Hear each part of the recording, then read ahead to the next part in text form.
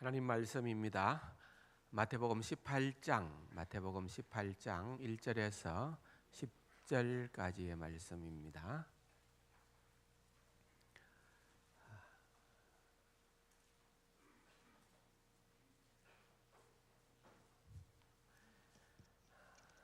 함께 읽도록 하십시다.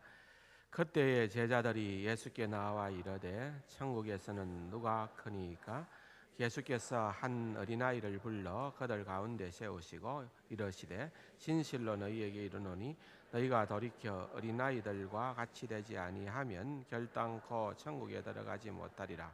그러므로 누구든지 이 어린아이와 같이 자기를 낮추는 사람이 천국에서 큰 자니라. 또 누구든지 내 이름으로 이런 어린아이 하나를 영접하면 곧 나를 영접함이니 누구든지 나를 믿는 이 작은 자 중 하나를 실족하게 하면 차라리 연자 거목에 달려서 깊은 바다에 빠뜨려지는 것이 나으니라. 실족하게 하는 일들이 있음으로 말미암아 세상에 화가 있도다. 실족하게 하는 일이 없을 수는 없으나 실족하게 하는 그 사람에게는 화가 있도다. 만일 내 손이나 내 발이 너를 범죄하게 하거든 찍어내버리라. 장애인이나 다리 저는 자로 영생에 들어가는 것이 두 손과 두 발을 가지고 영원한 불에 던져지는 것보다 나으니라. 만일 내 눈이 너를 범죄하게 하거든 빼어내버리라. 한 눈으로 영생에 들어가는 것이 두 눈을 가지고 지옥불에 던져지는 것보다 나으니라. 삼가 이 작은 자 중에 하나도 업신여기지 말라. 너희에게 말하노니 그들의 전사들이 하늘에 계신 내 아버지의 얼굴을 항상 배움느니라. 아멘. 오늘은 가정의 달 마지막 주일인데요. 어린아이를 또 작은 자를 또 소자를 같은 의미라고 보고요. 뭐 하지 말라, 업신여기지 말라라는 주님의 말씀을 이 시간에 한번 나누면서 또 같이 교훈을 얻고 또 은혜를 받고자 합니다. 오늘 우리가 함께 읽었던 마태복음 18장 마지막 10절에 보면은 삼가 이 작은 자 중에 하나도 업신여기지 말아라 그랬습니다. 누구의 말씀입니까? 우리 주님께서 하신 말씀입니다. 작은 자, 소자 중에 하나도 업신여겨서는 안 된다는 겁니다. 업신여긴다라는 이 말은 카타프로네오라는 말인데요. 카타라는 말과 프로네오라는 말의 합성어입니다. 근데 이 카타라는 이 말은요, 아래를 향한 움직임 또는 무엇에 반대하는 또는 어떤 것에 적대감을 가지는 그런 용법으로 사용되는 단어입니다. 그리고 프로네오라는 말은 감정을 표현하는 말이고요. 마음을 괴롭힌다, 염려한다, 또 감정을 품는다 또는 그것을 통하여서 판단한다라는 의미가 들어 있습니다. 그러므로 이 업신여긴다라는 원래적 의미는요, 내가 마음으로, 내가 심적으로 다른 사람을, 어떤 개인이나 다른 사람에 대하여서 반대하는 경향이 있는 것, 또는 다른 사람에 대하여서 반대하는 생각을 갖는 것, 어떤 사람을 얕잡아 본다든지 어떤 사람을 멸시하거나 경멸하는 그것을 의미하는 단어인 것입니다.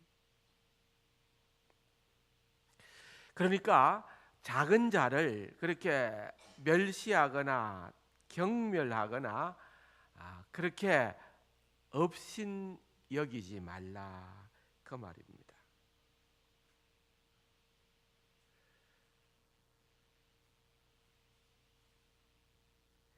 무엇이 우리로 하여금 이렇게 소자를 업신여기게 할까요? 우리가 누구를 업신여긴다라고 할 때는 일단은 내보다 그 사람을 덜 중요시 생각합니다. 다시 말하면은 내가 더 가치 있다는 거예요. 어린아이든지 또는 소자든지 또 다른 사람이든지 누구에 대하여서 업신여긴다는 그러한 생각을 갖는다라고 하는 것은 내가 더 중요하다는 것입니다. 그 사람은 별로 소중하게 여길 게 없다.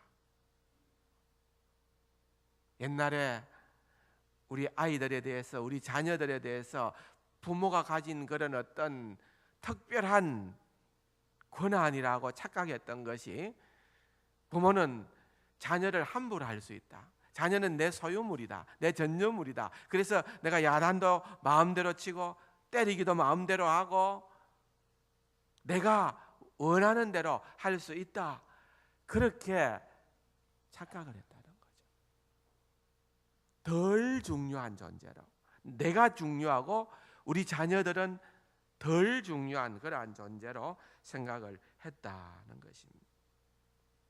그런데 오늘 말씀을 하반부에 보면은 우리가 주목해야 되는 것은, 우리가 그렇게 업신여길 때에 기억해야 되는 것은 그들의 천사들이 하늘에서 하늘에 계신 내 아버지의 얼굴을 항상 배옵느니라.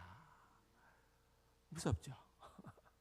우리가 소자를, 우리가 누군가를 업신여길 때에, 함부로 대할 때에 그들의 천사가 하나님 앞에 항상 그 얼굴을 뵙는다는 거예요. 하나님께서 그 모든 상황들을 알고 기억하고 계신다는 거예요.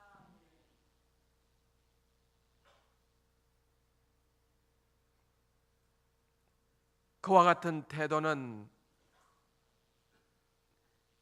그들이, 소자들이나 다른 어떤 사람들이 내 인생에 별 도움이 되지 않는다고 생각을 하고 내가 그들보다 훨씬 더 중요하다고 생각하기 때문에 그런 무례한 행동을 하게 된다는 것. 주님께서는 또 엄히 경고를 하십니다. 이르시되 진실로 너희에게 이르노니 너희가 돌이켜 어린 아이와 같이 되지 아니하면 결단코 천국에 들어갈 수 없다. 굉장한 선언이지요. 주님께서 말씀하시는 것이 과장되었다고 생각하십니까?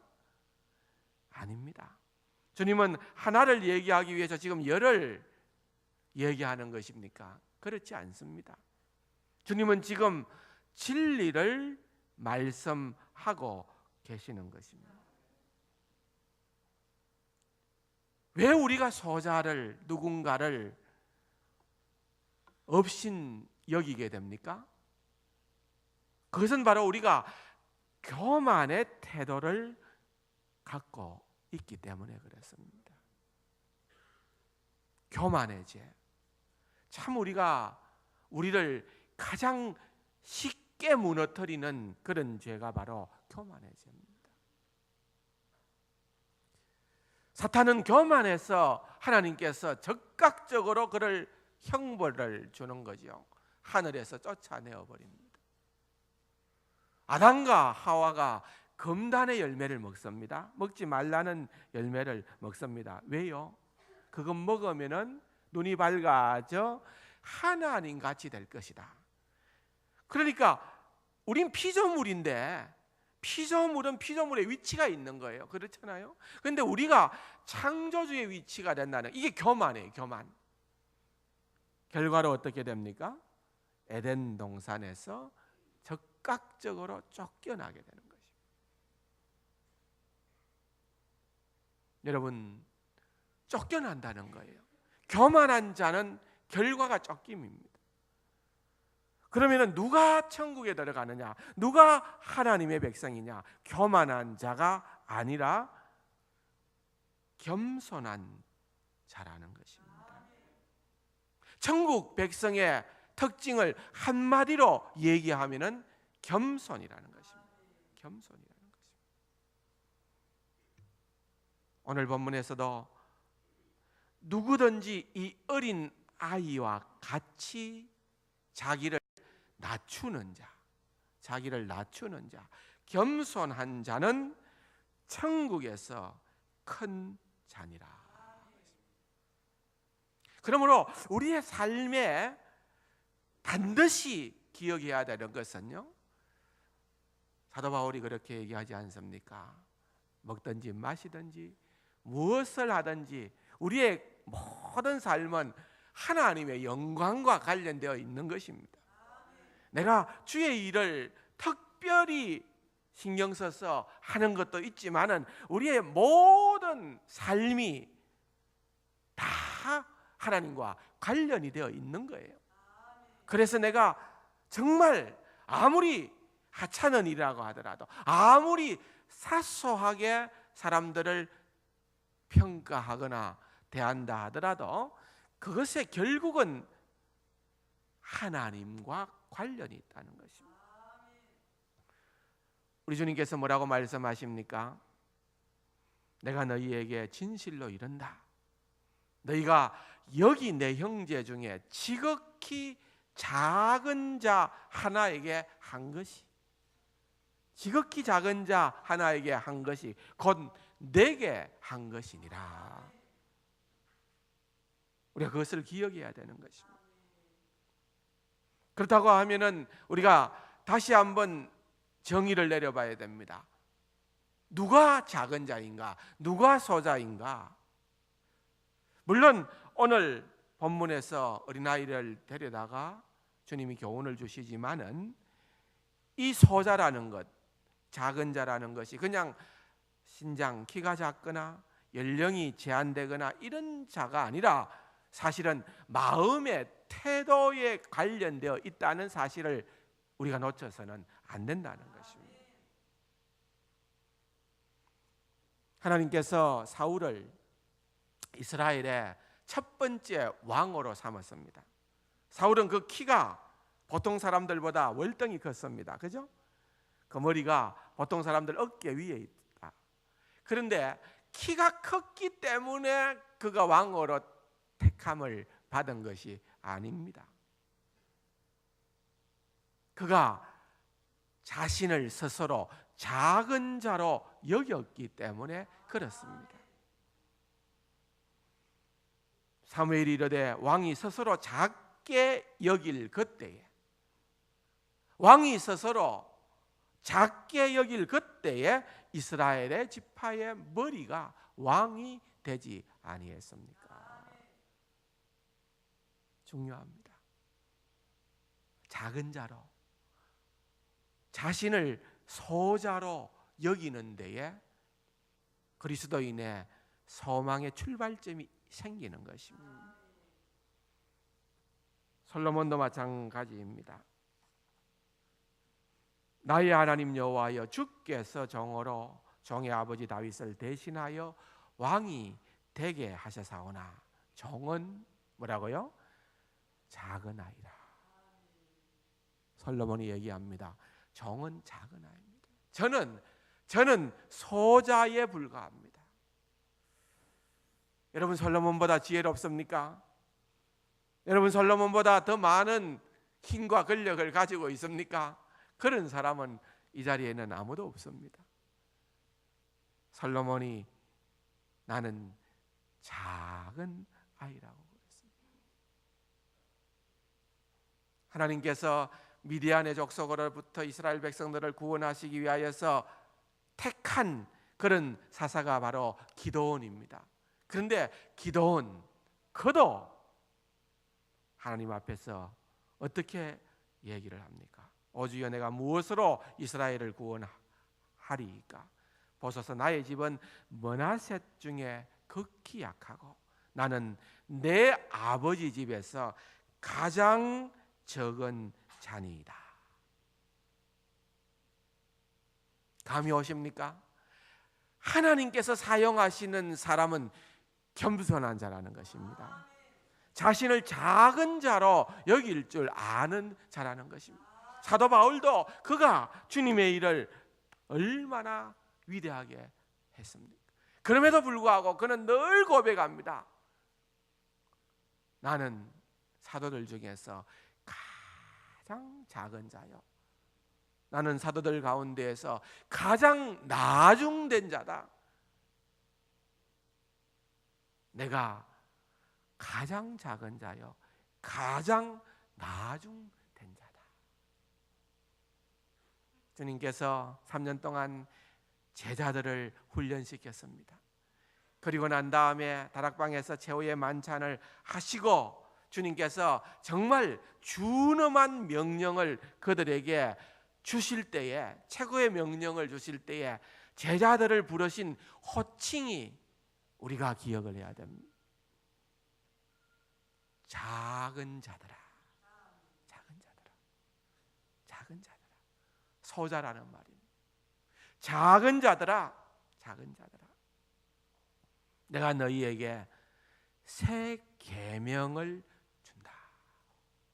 여러분, 제자들에게 있어서는 이러한 호칭이 어색했을 수도 있지만은 이것이 바로 그들의 신분을 의미하는 말입니다.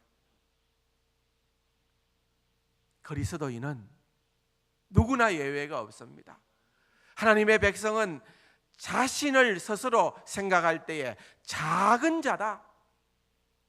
아니, 나는 큰 자인데요. 여러분, 소망 없습니다. 아무도 그렇게 생각할 사람들은 없습니다. 작은 자, 작은 자.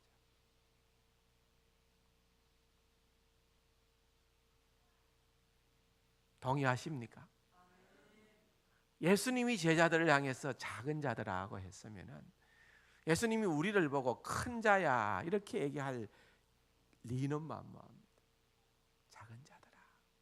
그 새 신분으로부터 여러분 새 계명이 주어지는 것입니다.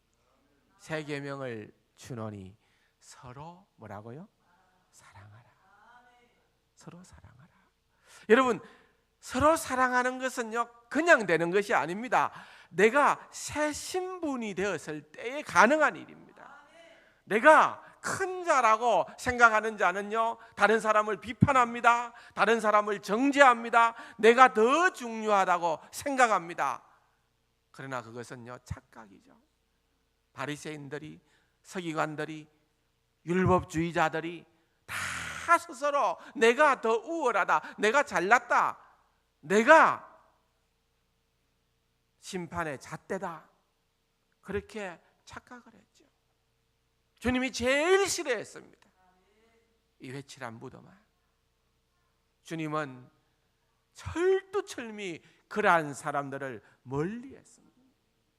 주님이 좋아하시는, 주님이 최고로 여기는 자는요 작은 자 의식을 가진 자들입니다.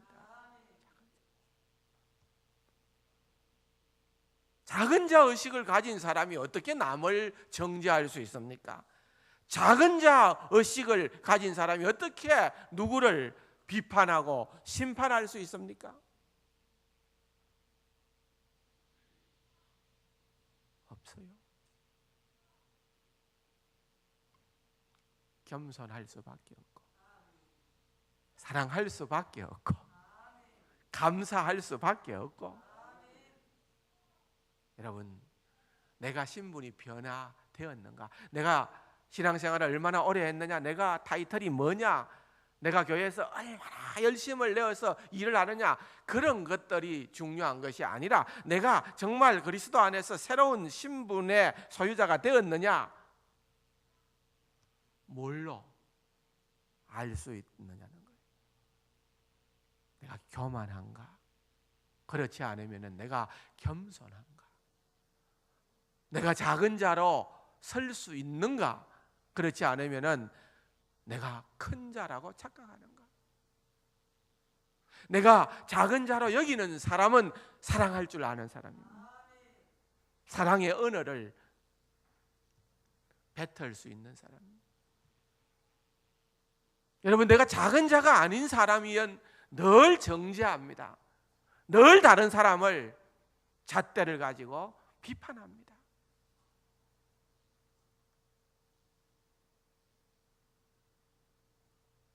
작은 자 의식이 생명입니다. 우리 교회 모든 세관 가족들은 다 작은 자일 줄로 믿습니다. 우리 모두가 다 작은 자예요.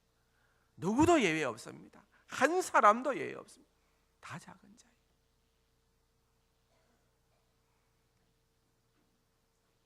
사도 바울도 그가 심중에서부터 쏟아져 나오는 그러한 충언은 그가 교회를 세우고 성도들을 바라보면서 그가 부르는 호칭은 나의 자녀들아 그랬어요.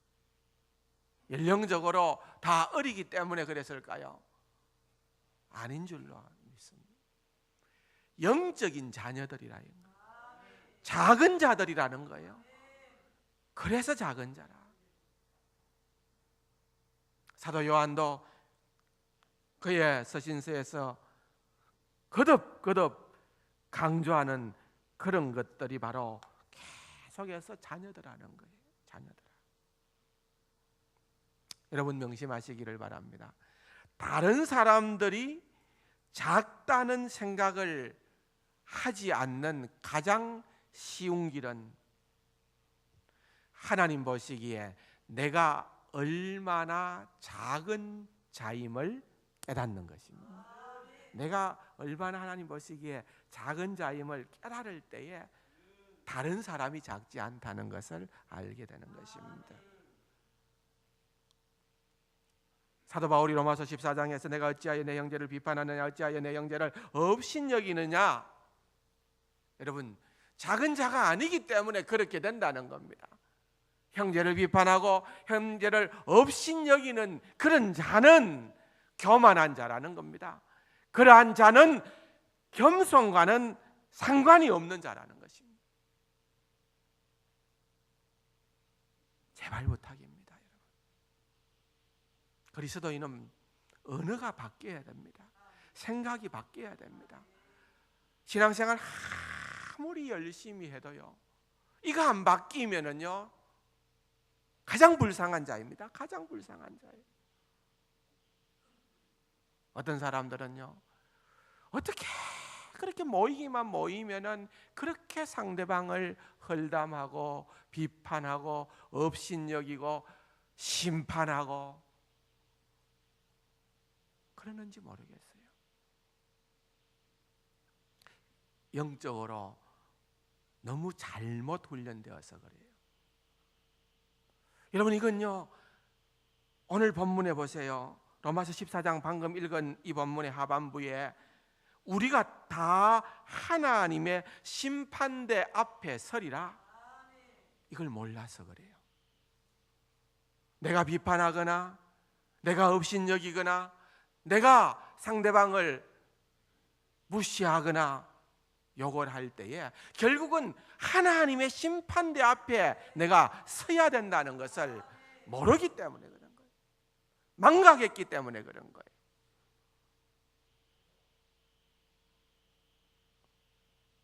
여러분, 이것을 우리가 기억을 해야 되는 거예요. 교회 안에서는요, 제발 여러분들의 언어는 사랑과 감사와 은혜와 격려의 언어만을 사용하시기 바랍니다. 그래야 돼요. 그래야 여러분의 영혼이 삽니다. 그래야 다른 사람을 살립니다. 그래야 하나님께서 우리에게 주신 역할을 감당할 수 있는 거예요. 비판하는 사람은요, 한마디로 얘기하면은 교만하기 때문에 그렇습니다. 내가 하나님 앞에서 얼마나 작은 자인가를 깨닫는 사람은 다른 사람이 작게 보이지 않는 거예요. 그런 사람이 어떻게 비판할 수 있습니까? 그런 사람이 어떻게 업신여길 수 있느냐는 거예요. 절대 불가합니다.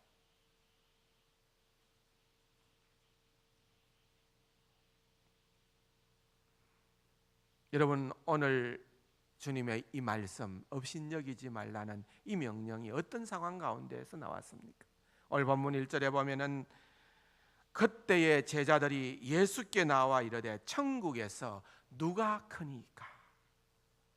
여러분, 사람들의 관심은요, 제자들의 관심은 몇 년 동안 예수님을 따라다니면서 그렇게 훈련을 받았지만은 세상적인 가치관을 놓쳐버릴 수가 없는 거예요. 누가 힘 있는 자인가? 누가 권력 있는 자인가? 누가 성공한 자인가? 누가 천국에서 큰 자입니까? 여러분, 주님께서 실물 교육을 합니다. 한 어린아이를 불러 그들 가운데 세우시고 이러시되 진실로 너희에게 이르노니 너희가 돌이켜 어린아이들과 같이 되지 아니하면 결단코 천국에 들어가지 못하리라. 큰 자인가?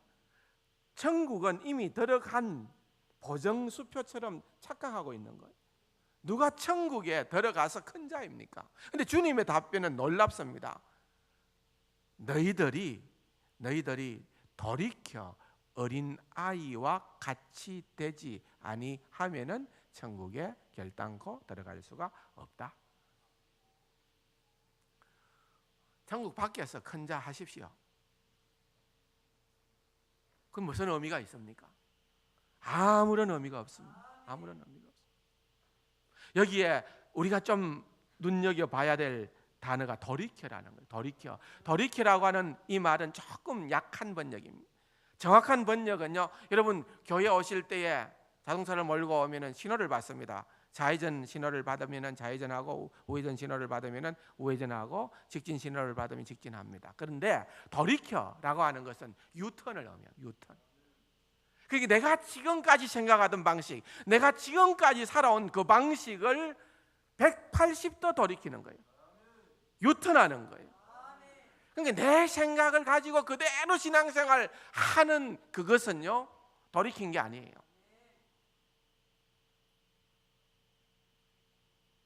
이해가 되십니까? 내가 그대로 내 생각을 갖고 신앙생활 하는 것은 돌이킨 게 아니라니까요. 돌이킨다는 것은요, 180도 바꿔야 돼요.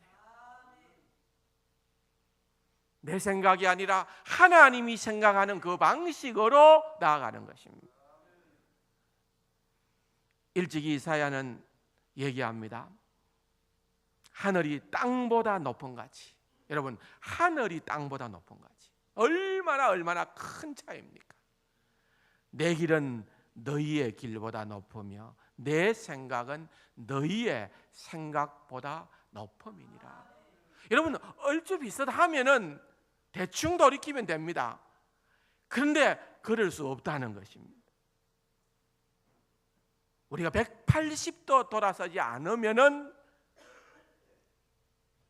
이 자리에 이르지 못한다는 말씀입니다.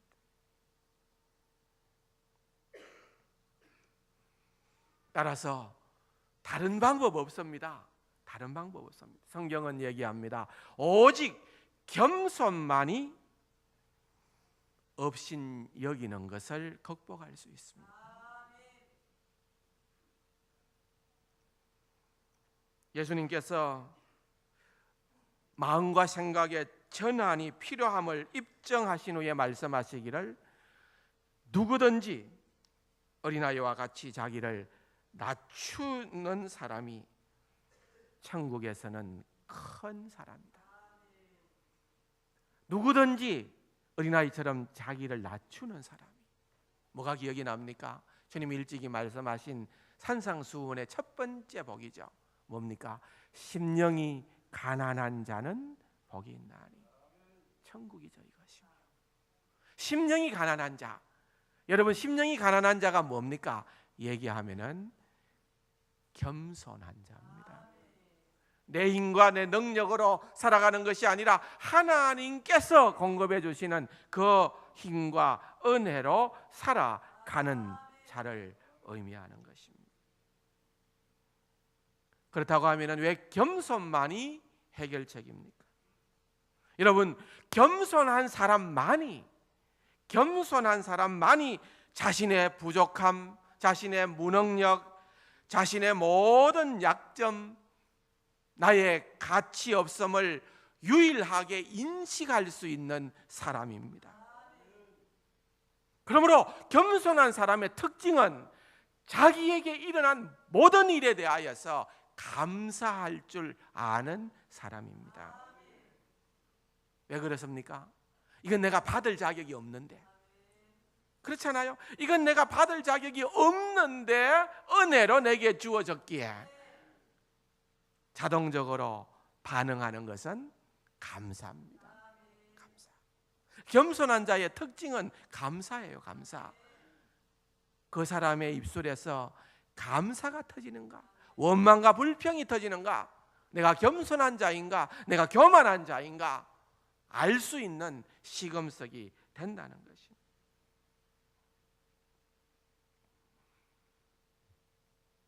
하나님은 교만한 자는 물리치십니다. 하나님은 겸손한 자에게 복을 주십니다. 그러므로 이 하나님께서 주시는 은혜의 복으로 우리는 어떤 일들도 감당할 수가 있는 것입니다. 그러므로 그렇게 일하는 자의 특징은요, 다 같이 한번 읽어봅시다. 그러나 내가 나된 것은 하나님의 은혜로 된 것이니 내게 주신 그의 은혜가 헛되지 아니하여 내가 모든 사도보다 더 많이 수고하였으나 내가 한 것이 아니요 오직 나와 함께 하신 하나님의 은혜로다. 그죠? 그냥 인사치레로 얘기하는 사도 바울의 얘기가 아니라 위대한 사도였던 사도 바울의 그의 중심의 고백입니다.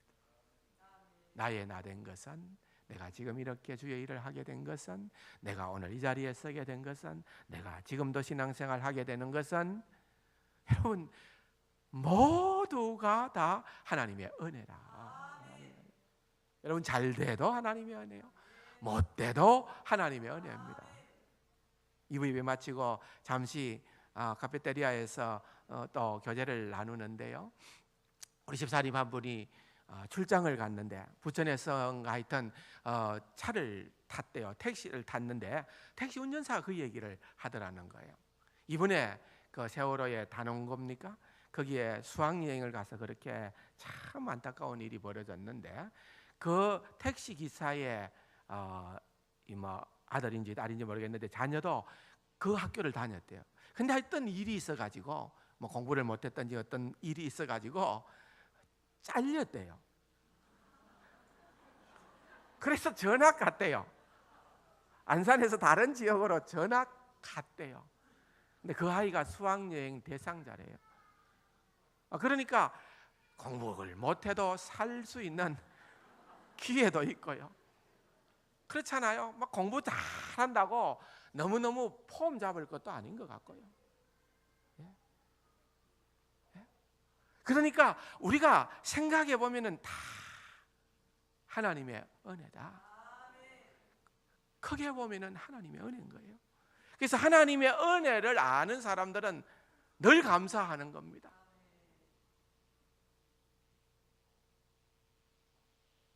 참, 이 고백은 진짜 신앙의 고수만이 할 수 있는 고백 아닐까요?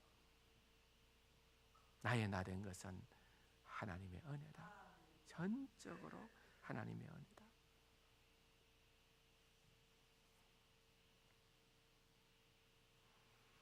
우리는 왜 소자를 없인 여겨서는 안 됩니까? 여러분, 하나님에 대한 경외심은 하나님께로만, 하나님으로부터만 배울 수가 있는데, 그런데 그것을 이해할 수 있는 출발점이 소자로부터 출발합니다.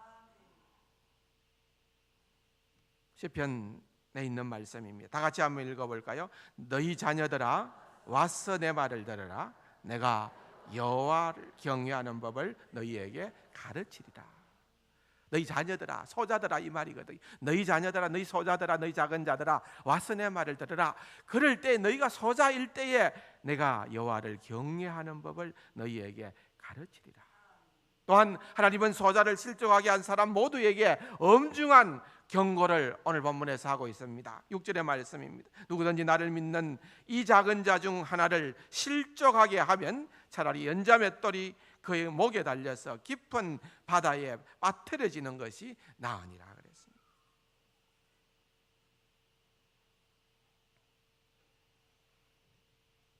그러므로 여러분, 우리는 소자를 업신여겨서도 안 되고, 더 중요한 것은 내가 소자라는 사실을 망각해서는 안 된다는 것입니다. 내가 소자라는 사실을 망각해서는 안 된다는 것입니다. 가끔씩 우리는 이럴 때가 있습니다.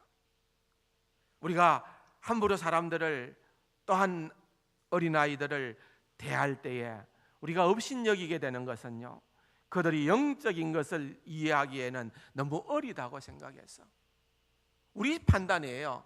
하나님은 그렇게 생각하지 않는데 우리가 스스로 그렇게 판단한다는 것.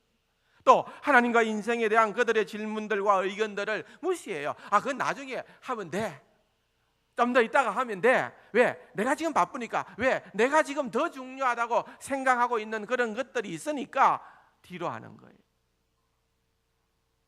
또 하나님에 대한 그들의 생각이 너무나도 유치하다. 그래서 비웃거나 조롱하는 그런 경우가 생긴다는 겁니다. 뿐만 아니라 그들을 우리 인생의 짐으로 생각하는 거예요. 특별히 자녀들을 축복이라고 생각하기보다는 짐으로 간주해서는 업신 여기게 된다는 것입니다. 자녀는 하나님께서 우리에게 주신 기업이라는 것입니다.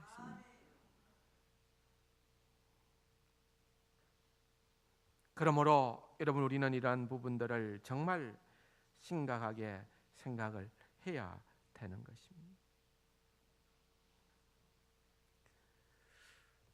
때때로 우리는요, 이런 공부를 하면서 느껴야 되는 것은 포용력입니다. 내가 다른 사람을 얼마나 안을 수 있는가. 신앙의 거장들이 되기 위하여서는 품을 수 있는 자입니다. 정말 그 안음이 태평양 바다 같다, 이런 평이 나면 얼마나 좋을까요?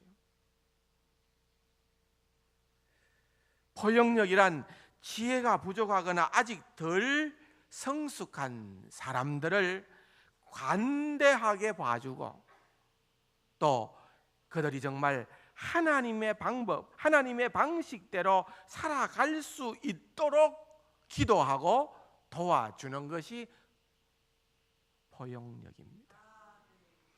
여러분, 우리가 작은 자 의식이 있을 때 포용력이 커집니다. 그런데 우리가 이 작은 자 의식이 사라지고 교만이 자리하게 되면은 포용력보다는 비난하고 비판하게 되어지는 것입니다. 거듭 말씀을 드립니다마는 겸손이라는 것은 하나님께서 모든 신자에게 평등한 가치를 두셨다는 것을 우리가 깨달을 때 시작하는 겁니다. 모든 신자에게 하나님께서 평등한 가치를 두었다. 내가 저 사람을 함부로 대할 수가 없다. 내가 저 사람을 함부로 무시할 수가 없다. 함부로 업신여길 수가 없다 라고 하는 그러한 생각을 가져야 된다는 것입니다. 18장 6절에 보면은 누구든지 나를 믿는 이 작은 자 중 하나를 실족하게 하면, 실족하게 한다라고 하는 이 말은요, 누군가를 넘어뜨려 가지고 파멸시켜 버리는 것을 의미하는 것입니다.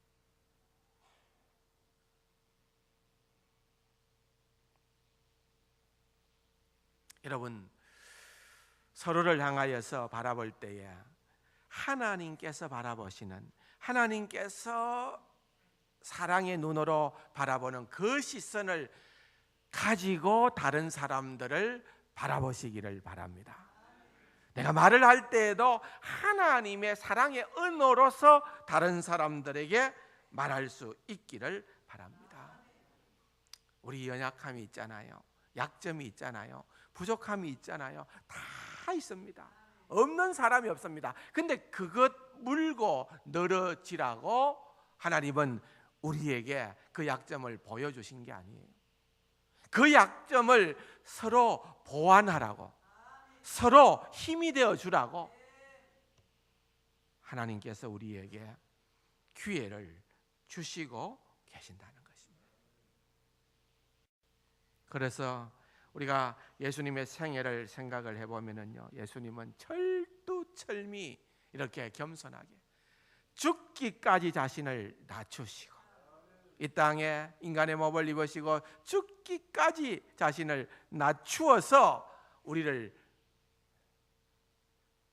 섬기고 구원을 완성하심으로 말미암아서 하나님께서는 모든 이름 위에 최고의 이름으로 주님을 높이셨습니다. 시편 131편에 있는 말씀입니다. 다 같이 한번 읽어볼까요? 여호와여, 내 마음이 교만하지 아니하고 내 눈이 오만하지 아니하오며 내가 큰 일과 감당하지 못할 놀라운 일을 하려고 힘쓰지 아니하나이다. 실로 내가 내 영혼으로 고요하고 평온하게 하기를 젖된 아이가 그의 어머니의 품에 있음 같게 하였나니 내 영혼이 젖된 아이와 같도다. 내 영혼이 젖된 아이와 같도다. 소자 아니겠습니까? 작은 자 의식 아니겠습니까? 얼마나 아름다운 그림입니까?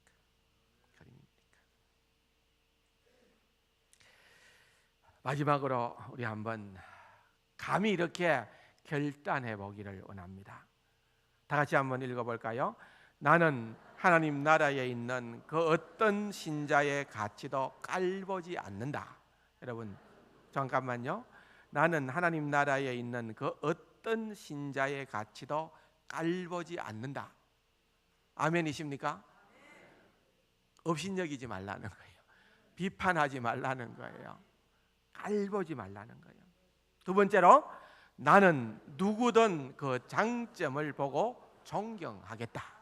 뭘 봐야 된다고요? 깔보는 대신에 장점을 보자는 거예요. 그 사람의 장점을 보고, 장점을 보면은 내게 없는 것을 하나님께서 그 사람에게 주었으므로 존경하게 된다는 것입니다.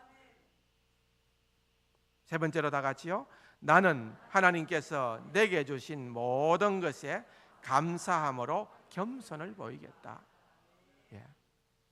이게 한마디로 은혜의 삶 아니겠습니까? 은혜의 삶. 하나님께서 내게 주신 그 모든 것에 감사함으로 겸손을 보이겠다. 왜요? 만약에 하나님께서 참지 않았었다면은, 하나님께서 지금까지 나에게 인내치 아니하셨다면은 내가 이 자리에 결코 있을 수가 없는데, 그 하나님의 은혜 때문에 내가 지금 이렇게 있다 하면은 여러분, 내가 겸손할 수밖에 없는 겁니다. 내가 겸손할 수밖에 없는 겁니다. 자, 다음은요. 나는 하나님 보시기에 얼마나 작은 자인가를 인정하겠다. 얼마나 작으면 됩니까? 젖된 아이같이. 젖된 아이같이. 여러분, 내가 이제는 독립한다, 내가 이제는 성인이다, 내가 자신만만해하는 신앙생활이 아니라 늘 은혜에 머물러 있는 삶, 그것이 중요하다는 것입니다. 다 같이요. 다음, 나는 다른 사람들을 그들의 약점으로 인해 업신여기지 않겠다. 나는 다른 사람들을 그 약점이 들어옴으로 인해서 됐다, 기회다, 찬스다, 완전히 무너뜨릴 찬스다 이게 아니고 업신여기지 않겠다. 아멘이십니까? 여러분, 이런 성도들이 충만한 교회가 행복한 교회 아닙니까? 이런 성도들이 가득한 교회가 건강한 교회이지 않겠습니까? 우리 세강교회는 바로 이런 교회로 자리매김하기를 주님의 이름으로 축원합니다. 좋으신 아버지 하나님, 오늘도 우리에게 주신 이 말씀을 기억하면서 하나님의 은혜 가운데 겸손한 우리 세강 가족들 되게 하여 주옵소서. 예수님의 이름으로 감사기도 드립니다. 아멘.